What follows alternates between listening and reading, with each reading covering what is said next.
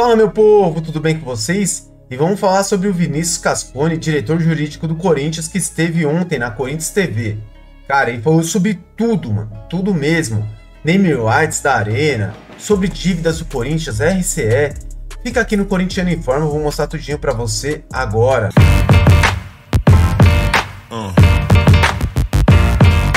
Sem enrolação, vamos mostrar logo o vídeo pra vocês do Vinícius Cascone. Não esquece de deixar o like, se inscrever no nosso canal. Vamos lá. Por que a RCE no lugar de uma recuperação judicial? Os pontos são importantes, né? O que é RCE e o que é recuperação judicial? RCE é o Regime Centralizado de Execuções. O que significa isso?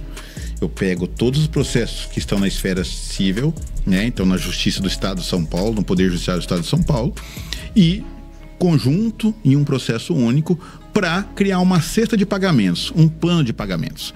Então o Corinthians entendeu que esse modelo é muito mais vantajoso para o Corinthians nesse momento, né? Então por isso que a gente fez essa opção e a gente acredita que se a gente conseguir levar o plano ali para aprovação junto aos credores, né? Organizar esse fluxo de pagamentos, que isso é muito importante, fazer essa organização para ter uma previsibilidade. O que estava acontecendo aqui no Corinthians? É importante, acho que é até importante esclarecer, dar um passo atrás, aqui é um tema muito importante da primeira pergunta, que o Corinthians não tinha uma previsibilidade jurídico-financeira.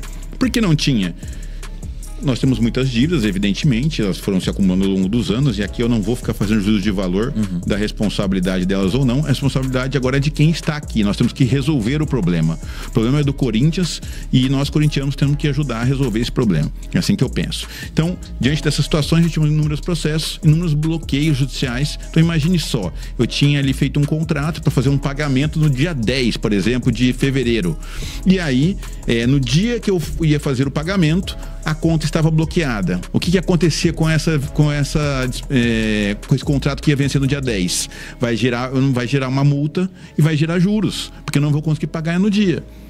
E aí, muitas vezes, gerava inclusive o vencimento antecipado das parcelas. Então, um contrato que eu ia pagar de forma parcelada, vou pagar mais caro e vou pagar tudo de uma vez. Isso estava sufocando o caixa do Corinthians.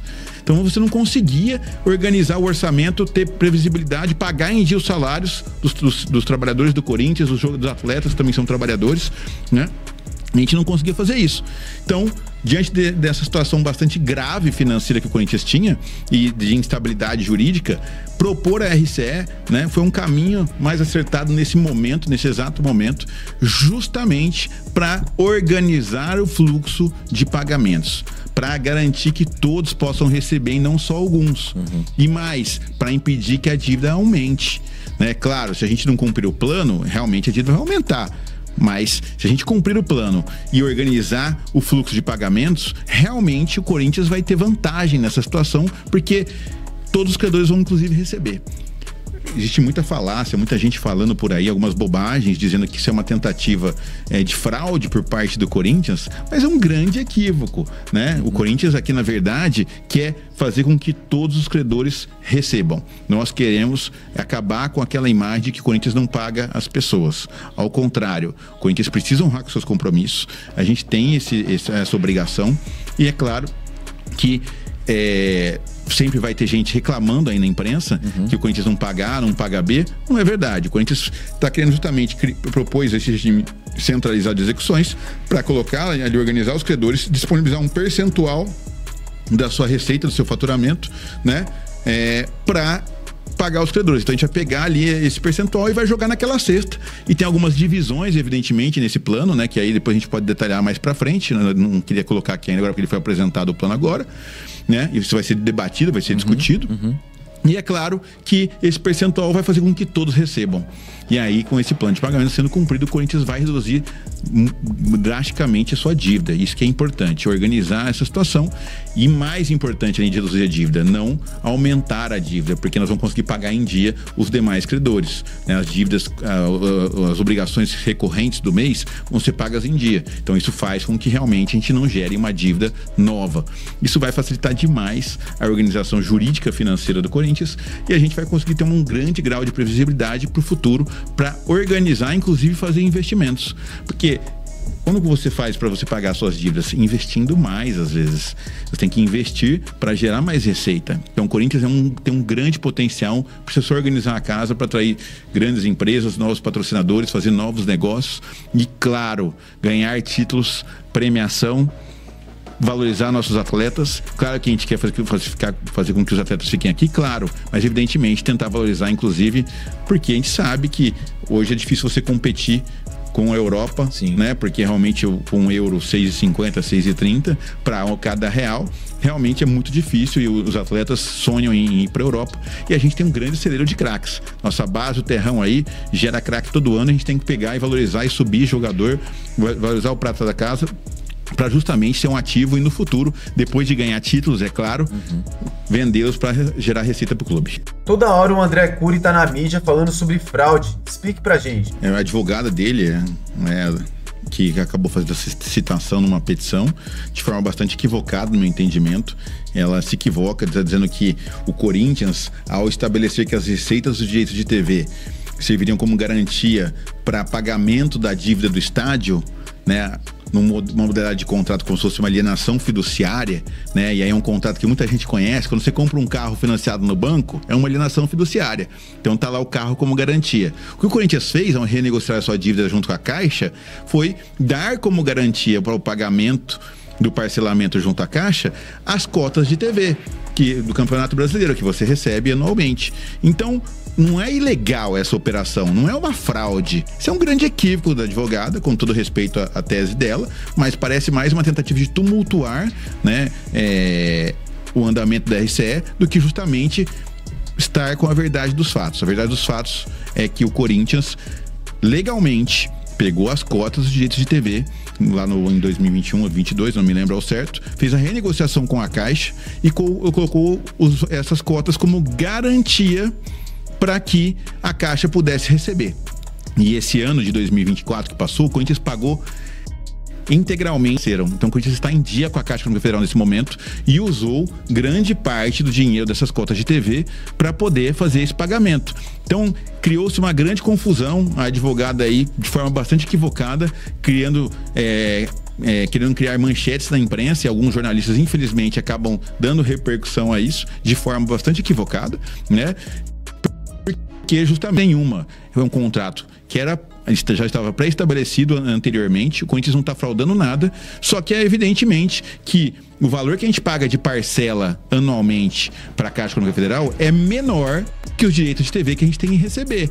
Então, se a gente tem mais direitos de TV para receber, o saldo restante, o que sobra depois de pagar as parcelas, vem para o Corinthians. Então não tem nada ilegal, nada errado ainda, né? Como? Isso se não pagar. Só se não pagar. Se não pagar, né? Porque em 2024 pagou então as 4 parcelas integral e parte de uma que estava em atraso também referente a isso, pagou, isso é verdade, pois em dia.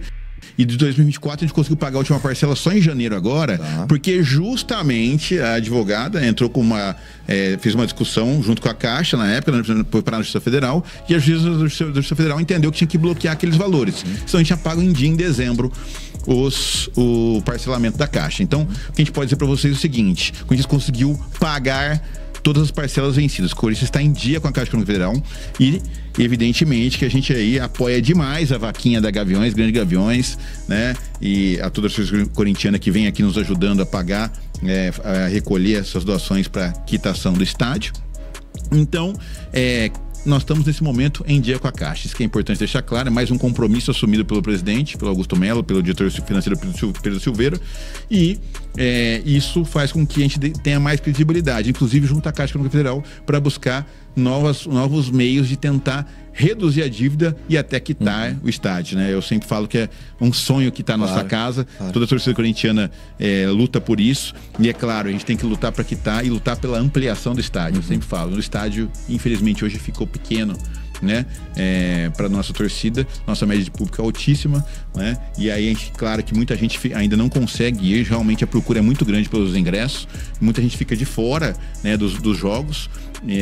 Eu mesmo tenho as minhas cadeiras lá, que eu estou dupando minha cadeira, sei o quanto é difícil, concorrida a disputa pelos ingressos, por isso que a gente tem que ampliar. A gente precisa ampliar o acesso à torcida corintiana, democratizar o acesso, ampliar setores aí mais populares também, porque a gente sabe o quanto nossa torcida sofre, né? Quanto grande parte da nossa torcida é trabalhadora, luta muito todos os dias e, evidentemente, que tem que ser aí premiada para ter um pouco aí de espaço para apoiar o nosso time. Já apoia na rua e tem que apoiar no estádio também.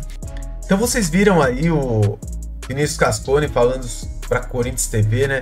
Falando sobre a RCE, sobre várias coisas que estão acontecendo no Corinthians, dívidas, principalmente dívidas, né? Mas eu acho interessante sempre que a gente pode escutar um diretor de marketing, financeiro ou jurídico, porque a gente fica mais atento às coisas que estão acontecendo ao clube. Porque senão fica tudo muito nebuloso, a gente acaba ficando por fora de alguns assuntos aí, até porque eles não colocam a voz deles, né? Então, eu acho interessante, foi uma sacada da Corinthians TV fazer esse podcast, que eu acho que ajuda muito a elucidar algumas dúvidas que o corintiano tem em relação a tudo sobre o Corinthians, né? Essa daí é a primeira parte, tá? Eu coloquei em 3 partes.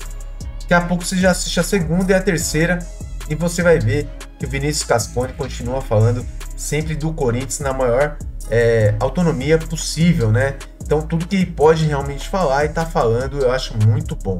Galera, pessoal, peço que você se inscreva no nosso canal, deixe o like.